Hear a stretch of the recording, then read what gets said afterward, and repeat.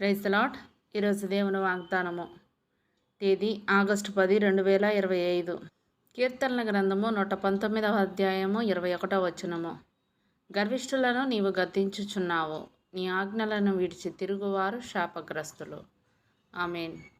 దేవుని వాక్యాన్ని అనుసరించే వారికి గర్వం ఉండదు. ఎందుకంటే వారి అతిశయం ఏదైనా ఉందంటే అది దేవుని అందే ఉంటుంది.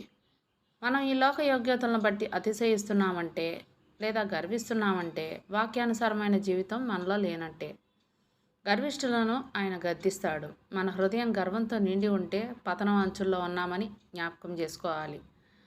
గర్విష్ఠులు తప్పక తొట్టిల్లి కూలిపోతారంటూ పరిశుద్ధ గ్రంథం సెలవిస్తుంది. సామెతల గ్రంథం 16వ అధ్యాయం 18వ వచనంలో నాశనమునకు ముందు గర్వము నడుచును అంటూ పరిశుద్ధ గ్రంథంలో ఉంది.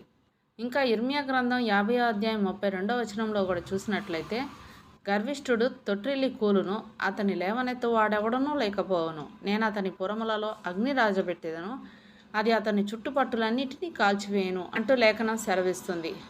నెబుకద్నెజరు హృదయం గర్వంతో నిండిపోయినప్పుడు 7 సంవత్సరాలు గాడిదలాగా గడ్డి మేయాల్సి వచ్చింది. దానియేలు గ్రంథం 4వ అధ్యాయం 37వ వచనం చూసినట్లయితే నెబుకద్నెజరు అను నేను పరలోకపు రాజు యొక్క కార్యములన్నీయు సత్యములను ఆయన మార్గములు న్యాయములనై ఉన్నవనియు గర్వముతో నటించు వారిని ఆయన అనపశక్తుడనియు ఆయనను స్తుతించుచు కొనియాడుచు గణపరచుచున్నాను అంటున్నాడు. దేవుని ఆజ్ఞలు విడిచి తిరిగేవారు ఆయన సన్నిధిలో నిలవలేరంట. కీర్తనల గ్రంథం 1వ అధ్యాయం 5వ వచనంలోనే చూసినట్లయితే న్యాయ విమర్శలో దుష్టులను, నీతిమంతుల సభలో పాపులను నిలువరు అంటున్నాడు కీర్తనాకారుడు. అలాగే కీర్తనల గ్రంథం 5వ అధ్యాయం 5వ వచనంలో చూస్తే డాంబికులు నీ సన్నిధిని నిలవలేరు, పాపం చేయవారందరూ నీకు అసహ్యులు అంటున్నాడు.